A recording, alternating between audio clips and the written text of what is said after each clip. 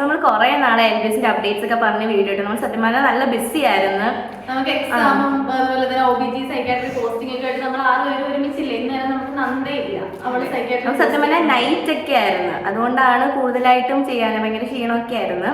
Sections ഒക്കെ ഉണ്ടായിരുന്നു. Latest ആയിട്ട് വന്നിരിക്കുന്ന LBSന്റെ അപ്ഡേറ്റ് എന്ന് പറയുന്നത് നമ്മുടെ റാങ്ക് ലിസ്റ്റ് വന്നിട്ടുണ്ട്. അതായത് നമ്മുടെ 25-26 ബാച്ചിന്റെ നമ്മുടെ ഇൻഡെക്സ് മാർക്ക് കൊടുത്തിട്ട് വെച്ചിട്ടുള്ള നമ്മൾ അപ്ലോഡ് ചെയ്ത് വെച്ചിട്ടുള്ള ഇൻഡെക്സ് മാർക്ക് വെച്ചിട്ട് നമുക്കൊരു റാങ്ക് ലിസ്റ്റ് വന്നിട്ടുണ്ട്. അപ്പോൾ തന്നെ നമുക്കൊരു ഐഡിയ കിട്ടും നമുക്ക് എങ്ങനെ ആയിരിക്കും നമ്മുടെ അലോട്ട്മെന്റിൽ വരുന്നതെന്നുള്ളത്. അതുപോലെ തന്നെ നമ്മുടെ ജൂലൈ 30th വരെയാണ് നമുക്ക് ഓപ്ഷൻ രജിസ്ട്രേഷൻ വരെയുള്ള സമയം. അതുപോലെ തന്നെ ഓഗസ്റ്റ് 1st നമ്മുടെ ഫസ്റ്റ് അലോട്ട്മെന്റ് വരുന്നത്, ട്രയൽ അലോട്ട്മെന്റ് വരുന്നത്. അപ്പൊ ഇനിയാണ് ക്രൂഷ്യൽ മൊമെന്റ് എന്ന് പറയുന്നത്. നമ്മുടെ റാങ്ക് ലിസ്റ്റ് വന്നു കഴിഞ്ഞു. ഇപ്പൊ റാങ്ക് ലിസ്റ്റ് നമുക്ക് ഏകദേശം ഒരു ഐഡിയ ഉണ്ട് എവിടെ കിട്ടും എന്നുള്ളത്. കാരണം കഴിഞ്ഞ നമ്മുടെ വീഡിയോസിൽ തന്നെ നമ്മൾ പറയുന്നുണ്ടായിരുന്നു ഇൻഡെക്സ് മാർക്ക് വെച്ചിട്ട് ഏകദേശം നിങ്ങൾക്ക് എവിടെ കിട്ടും എന്നുള്ളത്. അപ്പൊ ഇൻഡെക്സ് മാർക്ക് വന്നപ്പോൾ തന്നെ നിങ്ങൾക്ക് അതിനെപ്പറ്റി ഒരു ഐഡിയ കിട്ടിയിട്ടുണ്ട്. അപ്പൊ റാങ്ക് ലിസ്റ്റ് കാണാത്തവര് അത് പോയി കണ്ടാലും നമ്മളിവിടെ കൊടുത്തേക്കാം. അപ്പൊ ആ റാങ്ക് ലിസ്റ്റ് നമുക്ക് കുറച്ചും കൂടി മനസ്സിലാക്കാൻ പറ്റും എവിടെ കിട്ടുന്നതെന്നുള്ളത്. അപ്പൊ റാങ്ക് ലിസ്റ്റ് വന്നത് ജൂലൈ 21st 13th അന്നാണ് നമ്മൾ ലാസ്റ്റ് ഓപ്ഷൻ രജിസ്ട്രേഷന്റെ ലാസ്റ്റ് ഡേറ്റ് ആയിട്ട് പറയുന്നത്. എന്നിട്ട് ഫസ്റ്റ് ഓഗസ്റ്റിൽ തന്നെ നമുക്ക് ട്രയൽ അലോട്ട്മെന്റ് വരും. അപ്പോൾ ഓപ്ഷൻ രജിസ്ട്രേഷന് നമ്മൾ നേരെ LBS സൈറ്റിലാണ് ചെല്ലേണ്ടത്. LBS സൈറ്റിൽ ചെന്നതിന് ശേഷം നമുക്ക് നമ്മൾ അപ്ലൈ ചെയ്തപ്പോൾ നമുക്ക് കിട്ടിയ ഒരു ആപ്ലിക്കേഷൻ നമ്പറും പാസ്വേഡും ഒക്കെ നിങ്ങൾ എല്ലാവരും സേവ് ചെയ്ത് വെച്ചിട്ടുണ്ടായിരിക്കും. അപ്പം അത് വെച്ചിട്ട് നമ്മൾ നേരെ സൈറ്റിലേക്ക് എൻട്രി ചെയ്യാം. എന്നിട്ട് നമുക്ക് ഓപ്ഷൻസ് കൊടുക്കുമ്പോഴത്തേക്കും നമുക്ക് കോളേജ് ലിസ്റ്റ് ഓൾറെഡി LBSന്റെ സൈറ്റിൽ പ്രൊവൈഡ് ചെയ്തിട്ടുണ്ട്. അപ്പോൾ അതിൻ്റെ ഒരു കോപ്പി എടുത്ത് വെക്കുകയോ അല്ലെങ്കിൽ നമ്മൾ നമ്മുടെ പ്രയോറിറ്റി അനുസരിച്ചിട്ട് കോളേജിനെ ലിസ്റ്റ് ചെയ്തിട്ട് വേണം ഓപ്ഷൻ രജിസ്റ്റർ ചെയ്യാൻ വേണ്ടിയിട്ടുള്ളത്. കാരണം നമുക്ക് അക്സസിബിൾ ആയിട്ടുള്ള സ്ഥലത്തായിരിക്കണം നമ്മൾ ചെല്ലേണ്ടത്. അപ്പോൾ നമുക്ക് ലിമിറ്റ്സ് ഇല്ല. നമ്മൾ കഴിഞ്ഞ വീഡിയോസിലെല്ലാം നിങ്ങളോട് പറയുന്നുണ്ടായിരുന്നു കോളേജ് ഓപ്ഷൻ വെക്കാൻ വേണ്ടി ലിമിറ്റ്സ് ഒന്നുമില്ല. നമുക്ക് ഇഷ്ടമുള്ള കോളേജ് എത്രയും നമുക്ക് വെക്കാം. അപ്പോൾ ഫസ്റ്റ് നമ്മൾ ഗവൺമെന്റ് കോളേജസ് വെക്കുന്നതായിരിക്കും സൗകര്യം. അത് കഴിഞ്ഞിട്ട് നമുക്ക് പ്രൈവറ്റ് കോളേജസ് വെക്കുമ്പോൾ നമ്മുടെ പ്രയോറിറ്റി അനുസരിച്ചിട്ട് വേണം വെക്കാൻ വേണ്ടി. അത് ഇമ്പോർട്ടൻ്റ് ആയിട്ടുള്ള ഒരു കാര്യം. നമ്മൾ പേപ്പറിനകത്ത് നമുക്ക് പ്രയോറിറ്റി അനുസരിച്ച് നമ്മൾ എഴുതി വെക്കണം നമുക്ക് ഏതാണ് കൂടുതൽ വേണ്ടതെന്നുള്ള കാര്യങ്ങൾ. അപ്പം നിങ്ങൾക്ക് കോൺഫിഡൻ്റ് ആണെന്നുണ്ടെങ്കിൽ സ്വന്തമായിട്ട് തന്നെ ഓപ്ഷൻ രജിസ്ട്രേഷൻ ചെയ്യാവുന്നതാണ്. അല്ലെന്നുണ്ടെങ്കിൽ നമുക്ക് അക്ഷയ സെന്റേഴ്സിലോ അല്ലെങ്കിൽ മറ്റ് സെന്റേഴ്സിലോ പോയിട്ട് ചെയ്യാവുന്നതാണ്. അപ്പം നമ്മൾ പറഞ്ഞ പോലെ ആപ്ലിക്കേഷൻ നമ്പർ കൊടുത്ത് എൻ്റർ ചെയ്തതിന് ശേഷം നമ്മൾ സ്ക്രീനിൽ കാണിക്കാം. അപ്പോൾ ഓരോന്നും നമ്മുടെ പ്രയോറിറ്റി അനുസരിച്ച് 1, 2 എന്നുള്ള രീതിയിൽ റാങ്ക് ലിസ്റ്റ് നമ്മൾ തന്നെ പ്രിപ്പയർ ചെയ്യണം. നമുക്ക് ഏത് കോളേജസ് ആണ് വേണ്ടതെന്നുള്ളത്. അപ്പോൾ നമുക്ക് ഇതിൽ ഏതെങ്കിലും കോളേജസ് മാറ്റണം എന്നുണ്ടെങ്കിൽ, അതായത് ക്യാൻസൽ ചെയ്യണം എന്നുണ്ടെങ്കിൽ നമ്മൾ 0 കൊടുത്ത് അത് ക്യാൻസൽ ചെയ്യാവുന്നതാണ്. അല്ലെങ്കിൽ നമ്മുടെ നമ്പർ അനുസരിച്ച് 1, 2, 3, 4 എന്നുള്ള രീതിയിൽ നമുക്ക് ഓരോന്നും പ്രയോറിറ്റി അനുസരിച്ച് ലിസ്റ്റ് ചെയ്യാവുന്നതാണ്. അതുപോലെ നമുക്ക് പ്രയോറിറ്റി ഇപ്പോൾ നമുക്ക് രണ്ടാമത് വെച്ച് ഒന്നാമത് വെക്കണമെങ്കിൽ ആ നമ്പർ മാറ്റി അത് ഒന്നൊന്ന് അടിച്ചു കൊടുത്താൽ നമുക്കത് മാറി വരും, ചേഞ്ച് ചെയ്യാൻ പറ്റും. അപ്പൊ ഇപ്പൊ നമ്മുടെ കോളേജ് ലിസ്റ്റ് വന്നിരിക്കുന്നത് അപ്രൂവ്ഡ് ആയിട്ടുള്ള കോളേജസ് ആണ് നമ്മുടെ LBSന്റെ സൈറ്റിൽ രജിസ്ട്രേഷന് വേണ്ടി വന്നിട്ടുള്ളത്. അതിൽ നമ്മുടെ 14 ഗവൺമെന്റ് കോളേജസും ഇൻക്ലൂഡഡ് ആണ്. അതിൽ തന്നെ ട്രിവാൻഡ്രം മെയിൻ കോളേജും ഉണ്ട്, അനക്സിന്റെ കോളേജും ഉണ്ട്. മെയിൻ കോളേജിൽ 90 സീറ്റ്സും അനക്സിന്റെ കോളേജിൽ 100 സീറ്റ്സും ആണ് ഉള്ളത്. പിന്നെ ബാക്കിയുള്ള ഗവൺമെന്റ് കോളേജസിൽ സീറ്റ് നമ്മൾ കഴിഞ്ഞ വീഡിയോസിൽ പറയുന്നുണ്ടായിരുന്നു. അപ്പൊ ഞങ്ങൾ ഗവൺമെന്റ് കോളേജ് ഓഫ് നഴ്സിംഗ് കൊല്ലമാണ്, നമുക്ക് 60 സീറ്റാണ് ഉള്ളത്. അപ്പൊ അങ്ങനെ ആയിരിക്കും ലിസ്റ്റ് ചെയ്യുന്നത്. ട്രിവാൻഡ്രം അനക്സും തമ്മിലുള്ള നമ്മളെ കഴിഞ്ഞ വീഡിയോയിൽ ചോദിച്ചിട്ടുണ്ടായിരുന്നു. കുറെ പേര് ചോദിച്ചിട്ടുണ്ടായിരുന്നു ട്രിവാൻഡ്രം അനക്സും തമ്മിലുള്ള വ്യത്യാസം എന്താണെന്ന്. ട്രിവാൻഡ്രം മെയിൻ ക്യാമ്പസിലാണ് സത്യം പറഞ്ഞാൽ ഗവൺമെന്റ് കോളേജ് ഓഫ് നഴ്സിംഗ് പണ്ട് മുതലേ ഉള്ള കോളേജ് ഓഫ് നഴ്സിംഗ് ഉള്ളത്. അനക്സ് എന്ന് പറയുന്നത് ഡിസ്ട്രിക്ട് ഹോസ്പിറ്റലിന്റെ ക്യാമ്പസിലായിരിക്കും വരുന്നത്. അത് മറ്റേ അപ്പെക്സ് ട്രോമ സെന്റർ എന്ന് പറഞ്ഞിട്ടൊരു നമ്മൾ BLS ഒക്കെ പഠിക്കാൻ വേണ്ടിയിട്ട് പോകുന്നൊരു സ്ഥലമുണ്ട് നമ്മുടെ ഗവൺമെന്റിന്റെ അല്ല. അവിടെ മുകളിലത്തെ ഫ്ലോറിലാണ് നമ്മുടെ ഈ അനക്സ് ക്യാമ്പസ് ഉള്ളത്. അവിടെ 100 സീറ്റ്സ് ആണ് ഉള്ളത്. നമ്മുടെ 2023 ബാച്ച് തൊട്ടാണ് അവിടെ അഡ്മിഷൻസ് തുടങ്ങിയിരിക്കുന്നത്. സെയിം പക്ഷെ അവർക്ക് പോസ്റ്റിംഗ് ഡിസ്ട്രിക്റ്റിന്റെ ക്യാമ്പസിലാണെങ്കിലും പോസ്റ്റിംഗ് ഒക്കെ വരുന്നതൊക്കെ മെഡിക്കൽ കോളേജിലായിരിക്കും. എല്ലാ ഫെസിലിറ്റീസും നമ്മുടെ മെഡിക്കൽ കോളേജിന്റെ ഫെസിലിറ്റീസ് ആയിരിക്കും അവർ ഉപയോഗിക്കുന്നത്. ക്ലാസ്സസ് ആയാലും എക്സ്റ്റേണൽ ക്ലാസ്സസ് ആയാലും എല്ലാം അവർ മെഡിക്കൽ കോളേജിന്റെ ആയിരിക്കും ഉപയോഗിക്കുന്നത്. കുറച്ച് ഡിസ്ട്രിക്റ്റിന്റെ അറിയാവുന്നവർക്ക് അറിയായിരിക്കും ഡിസ്ട്രിക്റ്റും മെഡിക്കൽ കോളേജും തമ്മിലുള്ള ദൂരം. അപ്പം അവിടെ എപ്പോഴും പോയി വരണം.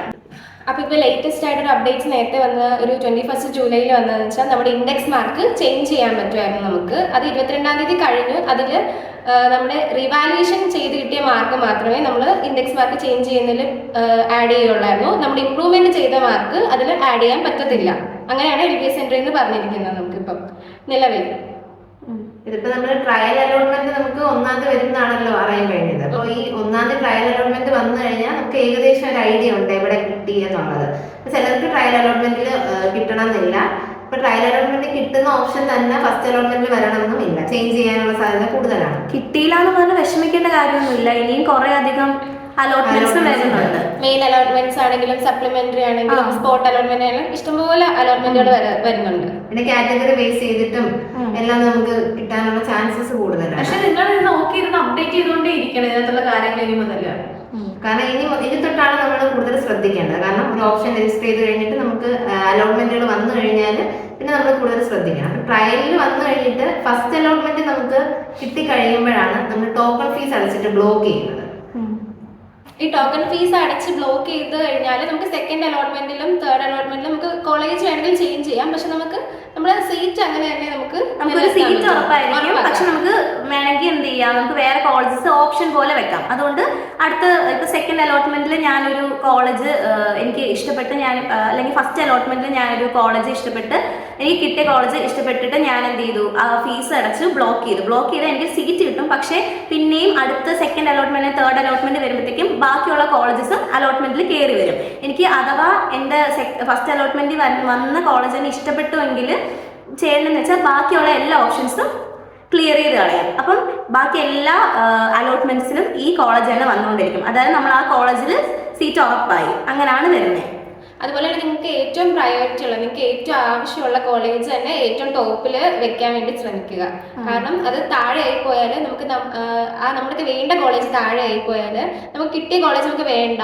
പക്ഷെ അത് നമ്മൾക്ക് ഏറ്റവും ആവശ്യമുള്ള കോളേജിന്റെ മുകളിലാണെങ്കിൽ അതെന്ത് ചെയ്യും, നമുക്ക് അത് ഓട്ടോമാറ്റിക്കലി ക്യാൻസൽ ആയി പോകും.